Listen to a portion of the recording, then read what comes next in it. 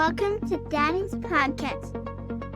This is the Redefining Plastics Podcast. Welcome to the Redefining Plastics Podcast. My name is Justin Riney. I've got an interesting conversation today, and do apologize to everybody for the long delay between episodes. We got John Skabardonis. John, I think you found me through the Plastichicks or Plastics.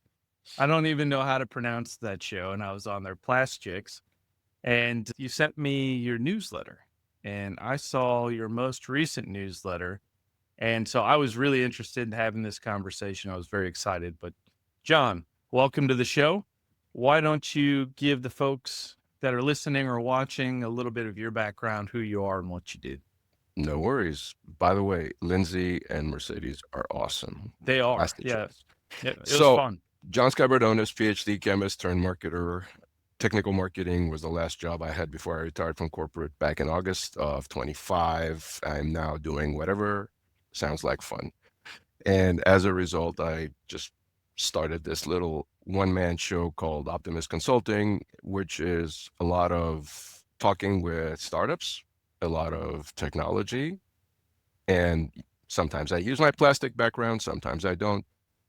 The whole point of this is if I'm able to spotlight really cool ideas, really cool startups, really cool products, then I do that.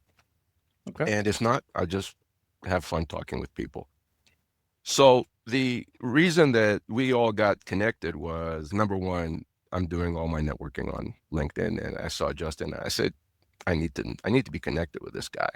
But what you're pointing to is something that's been bugging me forever. And this is, you have great results, you get up and your delivery stinks. Your delivery falls flat, right? I've seen it so many times. I used to do it, guilty as charged. So my whole angle here is if you are able to get inside your audience's head, then you will be much more successful in getting them to pay attention and actually understand. And where it becomes crucial, where it becomes absolutely drop dead important is when you're not talking with technical people. I've had the opportunity to do this, and there it's life or death, because you will lose them in the first 30 seconds, 1 minute, if you don't package it in a way that it resonates with them. So how do you do that? Well, that's the $1 million question, my friend. How you do that is you do your homework, you do your research, right? I have, depending on who I'm talking with, and again, I'm a public speaker. I've done this for years and years. FYI, for folks who may be interested in dipping your toes in the water, Toastmasters International is amazingly effective at teaching you. Forget about dispelling the butterflies and the shaky knees and the sweat when you get up on stage. It teaches you how to get rid of your verbal tics, all these other things that now my ears are tuned and I hear it every time. I hear it in conversations with people. It like constantly. I didn't do Toastmasters, but that drives me insane. Well, see, for people like me who weren't born in the U.S., like, okay, English is not my mother tongue, right? So there was a period of time when my brain was actually processing stuff in a different language and translating it before it came out in English. That's not an instantaneous process. That takes a little bit of time. And as a result, what was going on was I was doing the verbal tics. I was guilty of the ums and the ahs. And I don't know how else to describe it, but these guys actually taught me how to get rid of all that stuff. So going back to what I was saying, you do your homework. If you're speaking to a group, then you can usually figure out what kinds of things, what kind of topics annoy them, keep them up at night. Yeah. Get under their skin. If you're able to somehow angle what you want to talk about and align it with whatever it is that these folks are pick your right word, annoyed, upset, worried about, then you are going to immediately resonate and get inside their heads. And the way that I talk about it, which may or may not necessarily be the way other people want to do it, is I call it scientific storytelling. I like telling stories, but telling a story is not just recounting events. Telling a story is a planned process where you have to introduce the villain. You have to talk about the big honking problem. And then you have your little bitty hero that has to essentially overcome massive obstacles, right? And so there's this whole uphill battle against all odds. You probably talk about failures.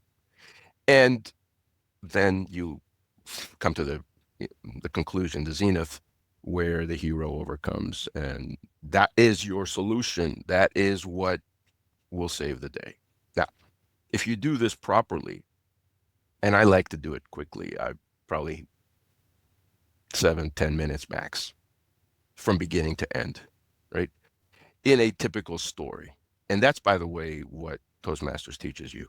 You don't talk blah, blah, blah, blah, blah forever. You actually have to parse almost every word, every sentence for impact and to make sure that you get the closure at the end. So in 7 to 10 minutes, I will be able to give you the big honking problem, the problem with trying to find a good solution, a solution that works, and ideally give it to you in a way that is not super techie and, brainiac only to understand. And then you're going to be like, hey, John just talked about this really cool thing. I need to go and, blah, whatever it is, call to action. So the way that this happens is supposed to look like we're just having a conversation over coffee. Cheers, my friend. But in fact, you're going to go and you're going to prepare and you're going to be knowing what will come out of your mouth at the different stages of this presentation. That's really, it sounds simple. It's an art form. It is. And when it looks like it's something that just happens, when it's effortless appearance, that's when you know you've reached a level where, quote unquote, you're good. Now, my last few presentations, especially since I retired, have been at SPE conferences.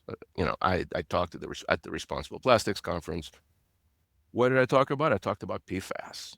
OMG, right? The big gorilla in the room. Everybody's freaking out. And I got inside people's heads in the first 30 seconds because I was talking about dark waters.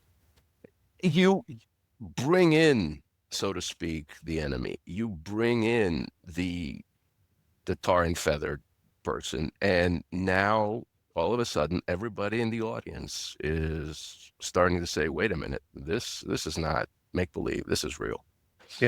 At Antec, I was talking about smart surfaces, and smart surfaces is something that a lot of people don't necessarily understand.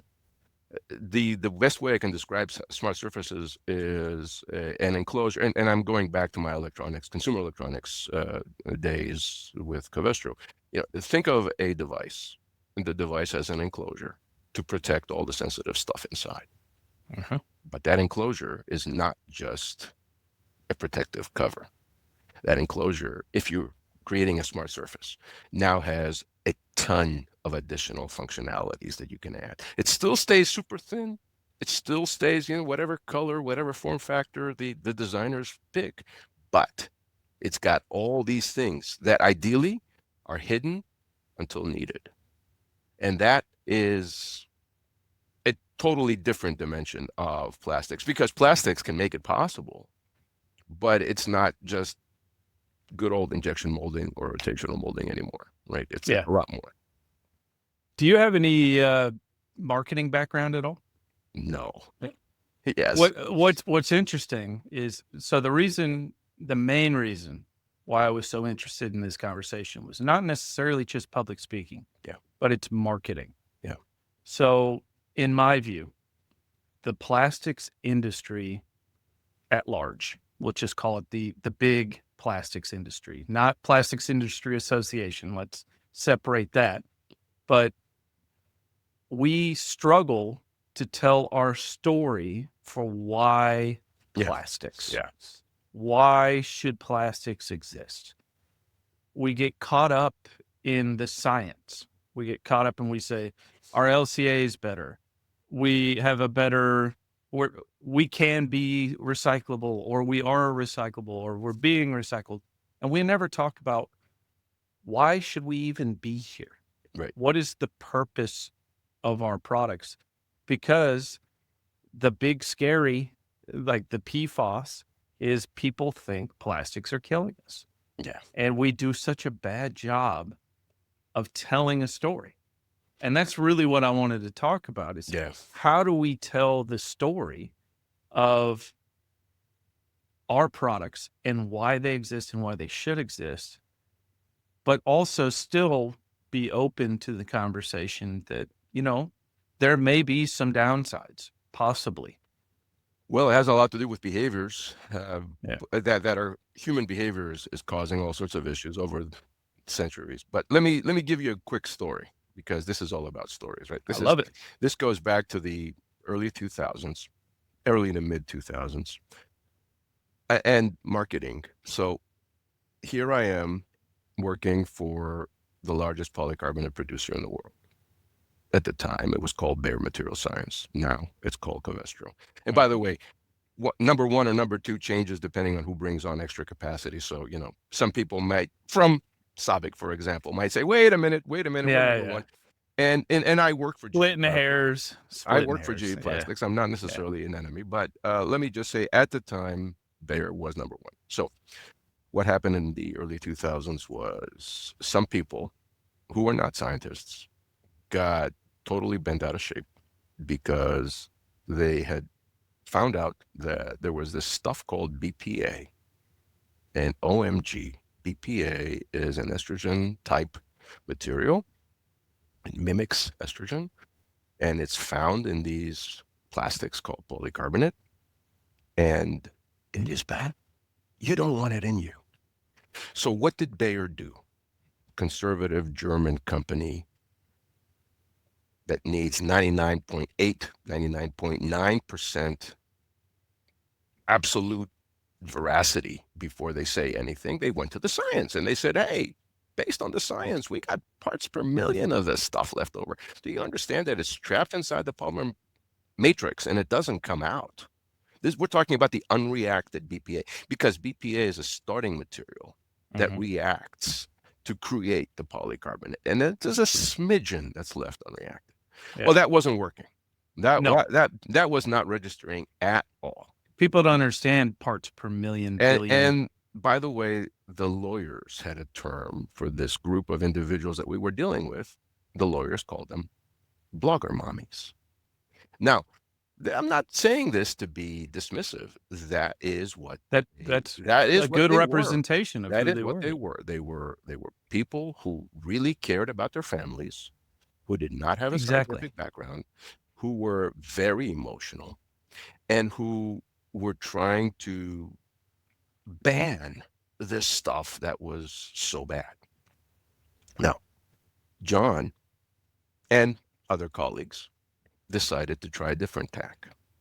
We said, let's find a toxicology lab, independent, unrelated to the plastics industry, unrelated to Bayer, and run some to understand how much BPA could we possibly be consuming.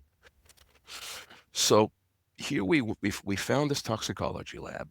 They ran a study, and they were using the 5-gallon water bottles, those big blue water bottles that you have in a water cooler, which are polycarbonate, because the test that they have to survive is you fill them up with water and then you drop them on the edge from a 5 to 6 foot height, and they better bounce. You better not have any water on the floor. That's not an easy test. Yeah. And polycarbonate passes it, by the way. So They did some extraction studies. How much BPA is present in the water that you get from 5-gallon water bottles? And how much of that water would an individual, your average person, need to drink in a day to get a measurable amount of BPA in their bloodstream? Not an easy thing to do, but they did. Mm-hmm. The answer, because it varies pretty widely, the answer came back at about 8 to 13, 14 gallons a day. Justin, You can't drink that much. if I drink half a gallon a day, that's Yeah. a good day for me, Yeah. right? That's my water intake. A gallon a day, I'd be drowning in water. This is where it gets fun. You just drank a lake, a river of water to find enough BPA in your bloodstream that it's barely measurable. And you know what happens then? 24 hours later, that entire amount of BPA has been excreted from your body. It's gone. Nowhere to be found.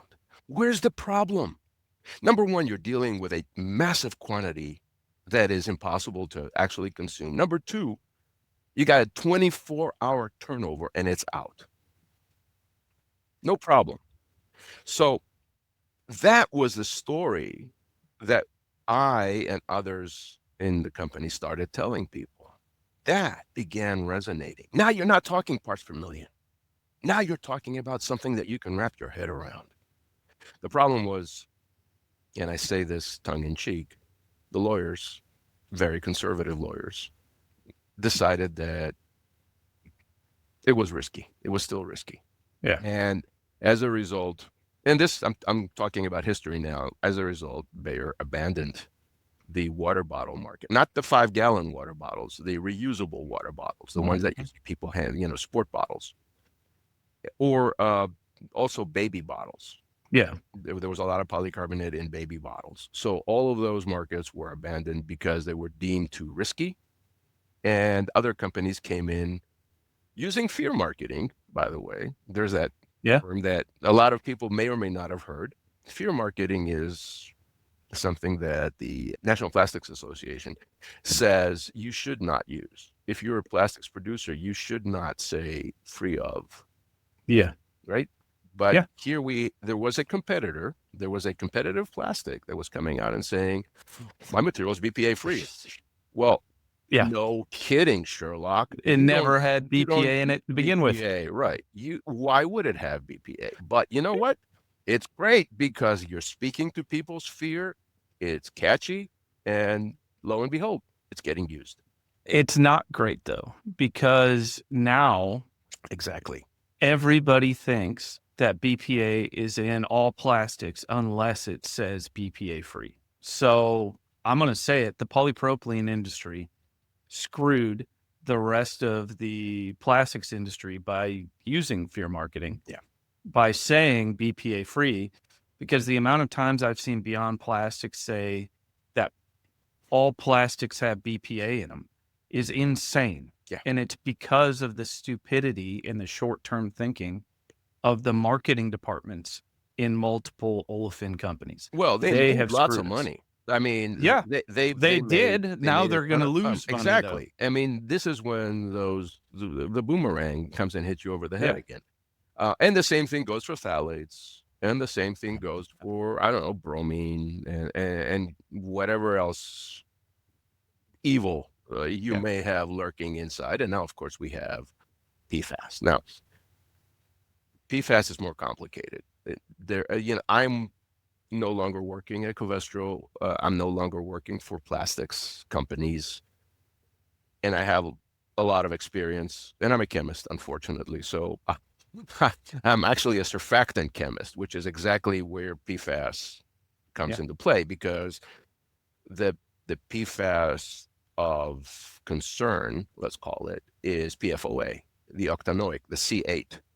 And if you know anything about biological membranes, that is in the sweet spot to mimic the types of lipids the types of chemistry that is happening in biological membranes, plants, animals, humans, the whole 9 yards. So yeah, there's a problem there. There's a problem there. And I go back to what I was saying about human behavior. The reason PFOA is in the environment is because of human behavior. If people were responsible, if companies were responsible, if the people who produced it taught their users or their OEMs or whoever you want to call them to be responsible with how you dispose of it, then I don't think we would be in the situation we're in today where, oh my gosh, it's found in this groundwater and it's found in that groundwater. And guess what? There was a chemical site there. Ergo, there goes that boomerang. It's all about the bad chemicals. No, it's not. Not if you, I mean, I used to work with stuff that would kill me when I was working in the lab. I'm still alive because I took precaution. You did it the right way. Right. I'm not stupid, right? And this applies to a lot of other things. I still did some things that I probably wouldn't do today, but okay, that was 40, 50 long years time ago. Yeah. So there is a massive chemophobia in the US. People are very afraid of chemicals. So the argument that, because I heard everything you said about the story of you did the testing, you found out that it would take thousands of gallons of water to give any sort of measurable, but then it's all excreted. People don't hear that. They hear that that chemical got into them at some point, and they don't understand dose poison. They don't understand that correlation at all. So once they hear chemical, they think bad. They think chemical in body, even worse. How do we get past that? Like, how do we break that down and get to the point where we're having a real conversation about stuff? And I want to talk about risk. So, when you have a issue, my friends in regulatory are going to be smiling when I say this. When you have an issue, you talk about the risk. What is the risk of this bad thing happening? Because risk is not science. Risk is, well, it is science, but it's not rocket science that people can't comprehend. It's something that is typically understood by the average person on the street. And what I see today nonstop is microplastics. Oh my God, microplastics. Everywhere. So the latest and the greatest is that a lot of the numbers, and I'm using air quotes, and a lot of the numbers that have been thrown around about microplastics in the body have been badly biased by contamination. The people doing the testing contaminated the samples, and they found stuff that either wouldn't even be there. Right. Either on the gloves, either on the glassware, either in the containers, either on if you're doing the pyrolysis, you're misunderstanding the residuals as coming from plastics instead of coming from fatty tissue or whatever.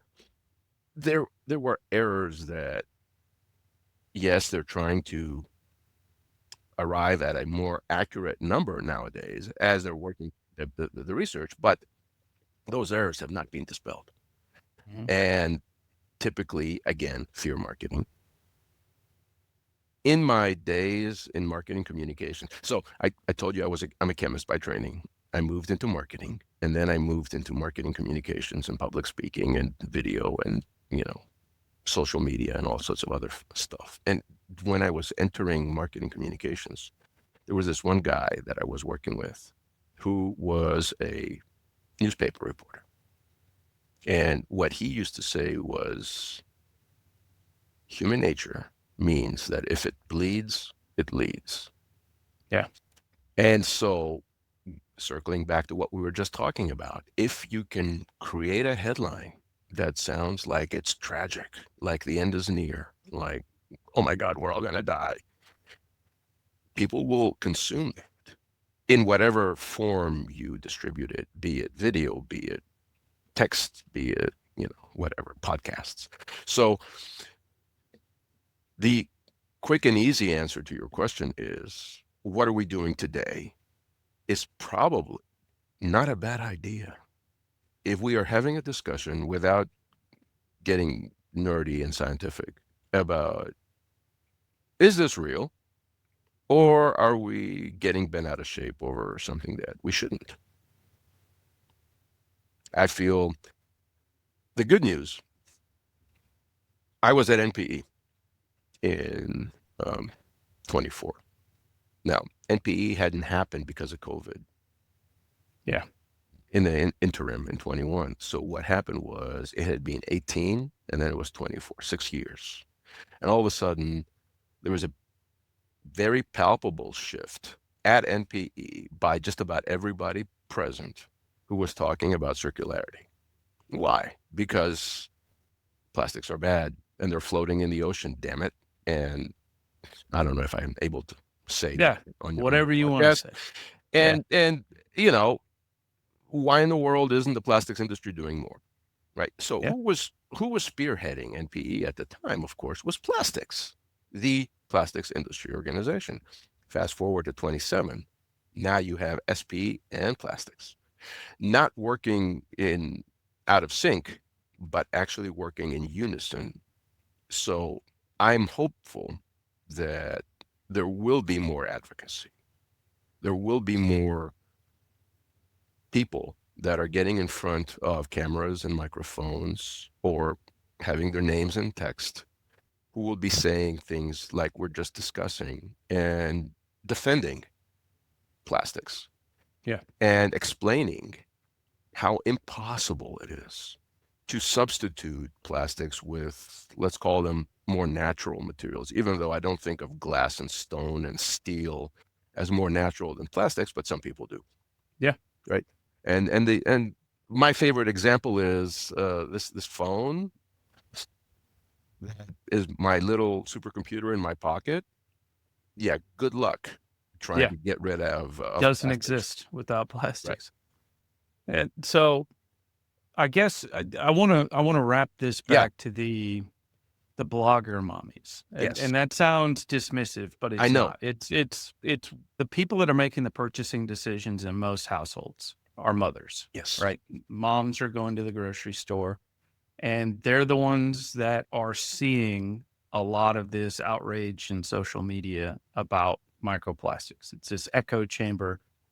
Negative sells significantly better on social media. So you're way more likely to share a negative story on social media than you are something positive, because it's just it exists to create outrage. That's what social media does. If it bleeds, it leads. Yeah. So how do we get through to the mothers where they think if it exists in it and there's any risk whatsoever, I'm not going to expose my children to it? And honestly, if you don't understand the science and you don't understand that, you could say that they're making an educated decision not to expose their family to things that they think are dangerous. Mm-hmm. So how do we tell the story to those moms where they don't get crippled by fear and actually make decisions that are best for them and their family? Yeah. And it's not easy. So one of the things that I'm telling a lot of stories today. One of the things that I was doing, exactly why I wanted you on here. During my social media days, and I'm talking again, 2010 timeframe. Here's a major chemicals plastics manufacturer who wants to get more active on social media. Do you think we might be able to get our employees on social media to bang the drum about all the good stuff that happens with plastics? lawyers immediately were like, oh, I don't know about that, man. That's pretty risky, and how do you control them? And you're going to give them access to social media on work computers? Oh my gosh, they're never going to work anymore. Being a little sarcastic there. Yeah. Anywho, we ended up getting a team of, well, by the time I left the company, we had about 500 people around the world who were mostly on LinkedIn and who were willing to amplify good news about this or that or something else. Why am I using this as a possible strategy? Because you're building a grassroots foundation of all the good that is coming out. So how do you fight negativity? Is you have a flare-up. Let's use that word. You have a flare-up for whatever reason, which, just like you said, if it bleeds, it leads. People will consume it. They're going to be up in arms about it. But if you have a strong enough foundation of good, wait a minute, but this is good, and that is good, and this is good, that will quench the flare-up in a matter of days, if not hours. And that is then the message that keeps echoing and repeating is, but wait, did you know?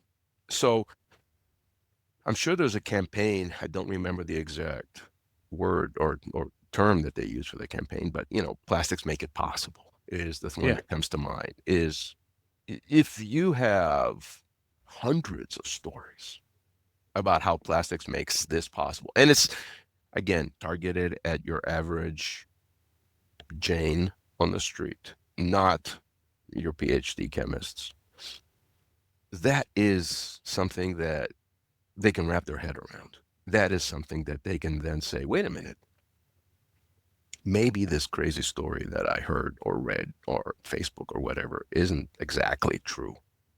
Because there always is a nugget of something that is, let's call it true, close to truth, that will get them fired up and going down the rabbit hole. So maybe that was a little extreme. And maybe I should also consider all these good things. To me, this is not new. This is not something that, and by the way, I was not in crisis communications, but that is kind of a foundation of crisis communications. It takes a lot of work. Yeah. And it takes a lot of concerted effort, not by a single company. Yeah. But by the industry as a whole. And we're not doing it. No, we're not doing it yet.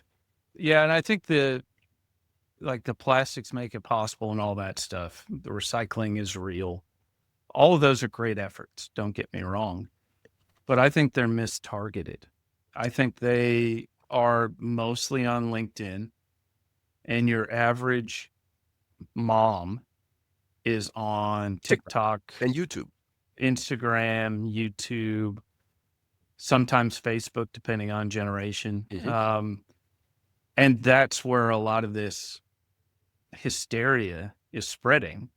And I spend a lot of time on social media, and I don't see, outside of myself and maybe 3 other people that have relatively small followings. So it's like when you look at the influencers that have millions of followers, and then you got me that has thousands, it's pretty David and Goliath. Yeah, that's why we're losing. We're talking storytelling, my friend. I know. This is I think this is really important. Yeah. I think this whole conversation is almost, and this may be hyperbolic, but I'm going to say it. It's existential. I believe you. To the plastics industry. And I'll give you one more thing to worry about, which is AI. Now, everybody talks about AI these days, but I talk about AI in a slightly different way. AI is a vast collection of knowledge. Vast. Where does your large language model get this information from? And is it accurate? Now, since I retired, a lot of people have come out of the woodwork and said, hey, you retired. I can help your company. Again, it's a one-man show. I can help your company better place itself on LinkedIn with your various customers. I can help your company make sure you appear in AI. Now, stop and think about that for a second, Justin. There are people out there who are modifying what gets fed into different large language models, which people then go on to get their information from. Your ChatGPTs, your Claudes, and whoever else, Geminis, are providing them with information. And I don't think we're doing it. I want to believe that we will, or we are.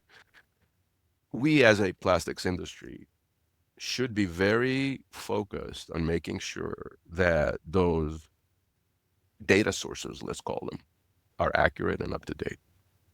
Okay, so what do you need? You need truth, you need good info, you need good science, not delivered in a scientific manner. Yeah. You need scale, you need many people, because let's be honest, we're not influencers. So you need numbers. You need many people doing the spreading of the good news. And you need a much, much more concerted marketing effort by associations and individual companies as well, who are creating the content nonstop. And it's all about the benefits. It's all about the advantages. It's all about the, oh my God, did they do this? With crazy cool visuals, not made by AI, video, whatever.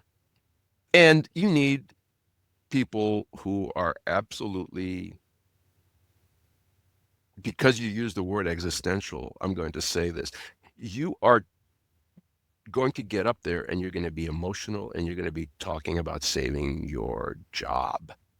Yeah. You have That's what I do and every time I speak publicly. you have to understand that there are people who want to eliminate your job, that want to eliminate your living. You know better. You know you're doing good. You have to find the arguments to explain why you're doing good. So, a little bit of Don Quixote, but not Tilt with windmills, man. I feel like I'm doing it every day. Yeah, I'm there. But I'm slightly more removed now. So the parting thought, if you will, is the bigger the company, the more complicated your job is. And I'm not talking about the job description. I'm talking about all the things that fill your days. There is a certain percentage of stuff in your job that is fun. And the reason I stayed on with the company that I used to work for as long as I did was because I was doing fun stuff. I was doing work that got me fired up and that got me doing things that I felt were important. Great. But there were also the things that were not fun. Always. This, you cannot shake that. So one of the beautiful things that happens when you retire from corporate life is all those unfun things just disappear. You have the option of building your days, like I'm doing today, right after Memorial Day, where it's like, what am I going to do today? I think I'm going to work on that post, the next post that I'm going to put up on the newsletter, for example. I'm going to get on a call with Justin, and we're going to talk about all the crazy things that are going on in the world and how we could possibly, these are the kinds of things that you now don't have to schedule for days down the road, weeks down the road. You can actually focus on stuff like today or tomorrow. And I want to believe, because I'm kind of naive, that there will come a time when people that are still in corporate life will be able to adjust their schedules in such a manner that they will be able to be as responsive and as reactive as what I just described in their daily interactions, without all the unfun stuff cluttering their days and draining the happiness.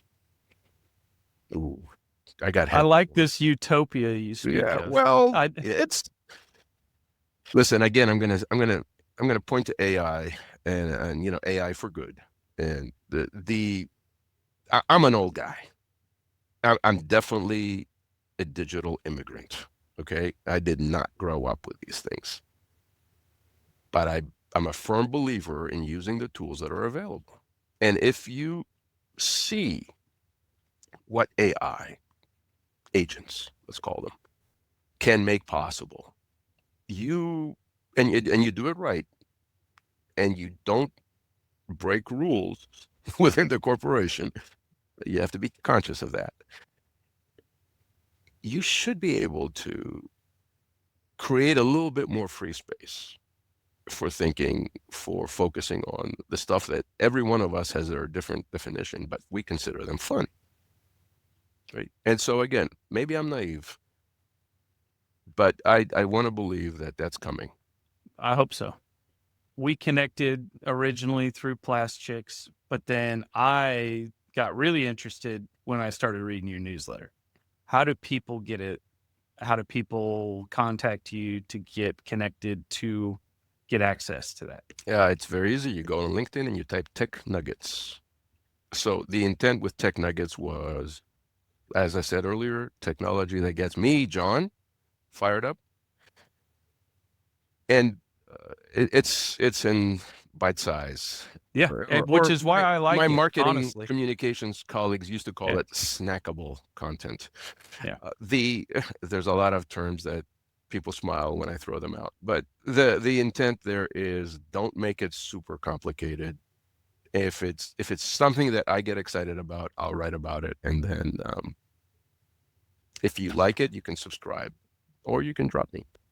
The beautiful thing is, all the people now, okay, mea culpa, right? This is where John brings out the dirty laundry. My role when I was working in corporate environment was national and international. My contacts were all over the US and around the globe. My LinkedIn profile had, I don't know, 4,000 connections or whatever at the time. The vast majority of which, the 99% of which, were not in my region here where I live in southwestern Pennsylvania. Upon retirement, as I mentioned earlier, I wanted to get involved with fun stuff that's going on around me. And I realized I was not networking in my region. Like, there is so much crazy cool stuff going on. Robotics is absolutely exploding in this region right now. All sorts of things. And I didn't know who was doing what.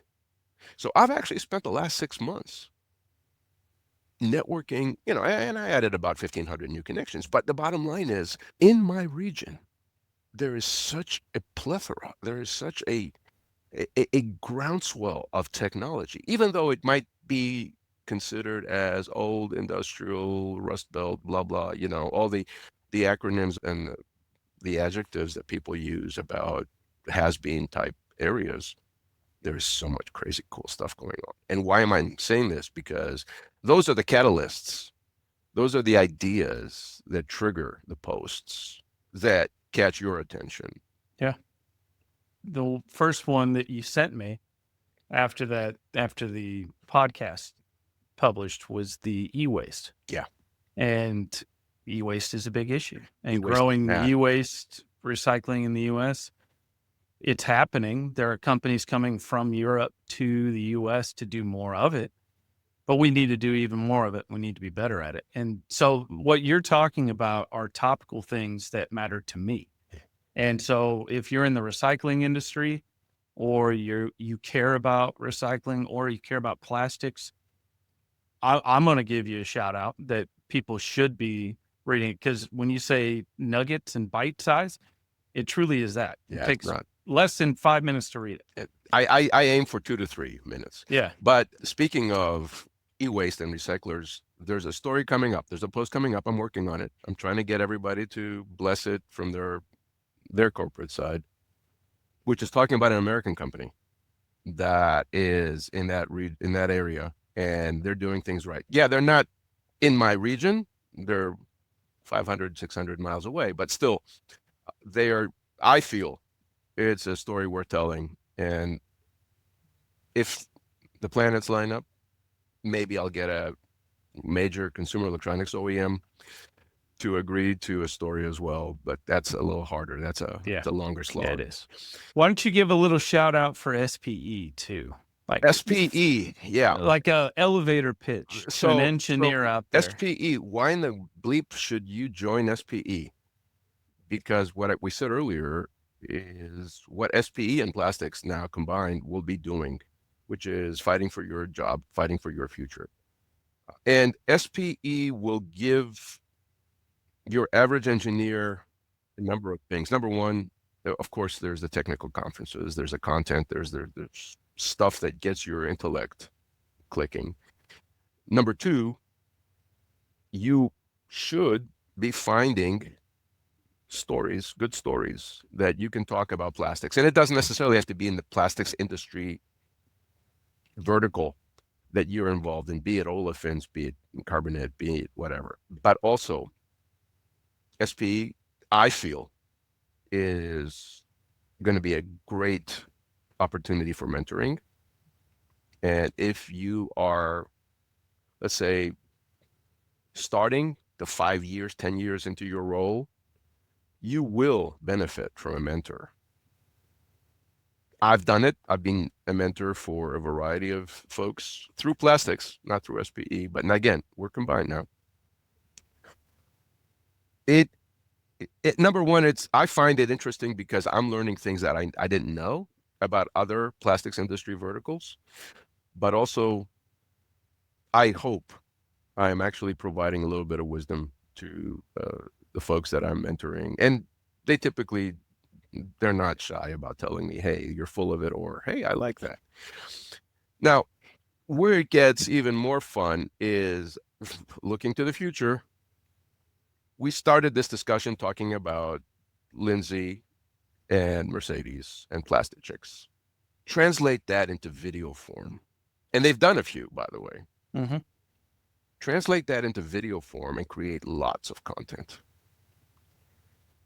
That is something that, if you do it right, you as a person working in the plastics industry, in broadest sense of the world, should be able to turn around, show your kids, show your wife or your spouse, let's say, because I don't want to talk about men only, and say, look at this. This is what I'm proud of, right? That is something that I have no problem talking to the neighbors about when we go to the barbecue or, whatever. I have the funnest discussions, by the way, with people that I sit next to on planes. It is so crazy because it's always a roll of the dice. You never know who's going to sit next to you on a plane. I don't talk to people on planes. So you're braver than me. Well, depends. It depends on if I'm listening to some really good playlist or if I'm actually in a talkative mood. But when I have flights from California to the East Coast, for example, those long flights, eventually we'll talk about something. And I've had some crazy, interesting discussions with seatmates about everything and anything. But I will, as you can probably tell, devolve into talking about plastics and tech in some way, shape, or form in a non-technical manner. And typically by the end of the flight, we're still haven't wrapped up our conversation, but they're in a much more elevated, excited state. There's my chemists showing through, where we'll trade business cards, where we'll be like, I'd love to follow up on this discussion maybe. And, you take it offline. Yeah. So don't be shy. I'm wrapping up in my head. Don't be shy. Feel free to spread the word about all the good that you see happening in the industry, whether from your company or from others. I don't think it's smart for companies to build moats and only focus on themselves. Agreed. And I'm going to say this, even though this was the guy that when Covestro came into being in 2015 from Bare Material Science, right? So Patrick Thomas was the CEO at the time. He's from the UK. So visualize a crazy UK accent. Patrick would say this, and I love this. He said, imagine all the oil that's coming out of the ground. Everywhere. How much of that is being burned for energy? About 96%. 95%, 94%. Yeah. But there's a 4 to 5 to 7% of all of that oil that's extracted from the ground that is not burned, that is actually being refined into a plethora, an absolute crazy smorgasbord of materials that are making life useful. And plastics, of course, is part of that. Now, at the end of the useful life of whatever those plastics go into, you can always burn, and I use that term on purpose, that material to extract the energy that is embodied in it, which is exactly what you're doing with a 95% of the oil that you're pulling out of the ground every day. Driving your cars, propane. All you're doing is you're creating a useful loop, and you could always just burn it. But ideally, of course, in 2026, we're talking about circularity where you don't burn it. Well, you find new pathways to use it again and create even more value out of it. So going back to human behavior, there's this classic scene from Mad Men, if you've ever seen it, where they're having a picnic and he drinks his beer and he tosses the can. Like the most natural thing in the world. They're in the park, he drinks his beer, he tosses his can. Because that's what was happening in the 50s and the 60s. Yeah. It was not frowned upon. It was normal behavior. And so in flash forward 2026, people need to understand all that stuff that you see on the beach, all that stuff that you see floating in the water doesn't magically appear there. It's because human behavior fails.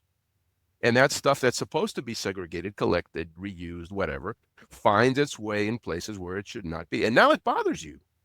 Yeah. Well, yeah, it bothers me too. So let's stop. It's somebody else's fault. Well, always somebody else's fault. All right. So we got 3 minutes left. Is there anything else you wanted to add? Any parting comments? No, or anything I threw it all out. I regurgitated, and I may have been ugly, but my friend, this is the kind of stuff that you do it and I do it on a daily basis. And I hope more people will be brave and do it as well, because it takes a certain degree of bravery. I say all the time that I have no specialized skill set in this. I am not a marketer. And if somebody who is a marketer wanted to build a podcast or a video series and make it better than what I do and reach more people than I do, yes, please do. I will support it.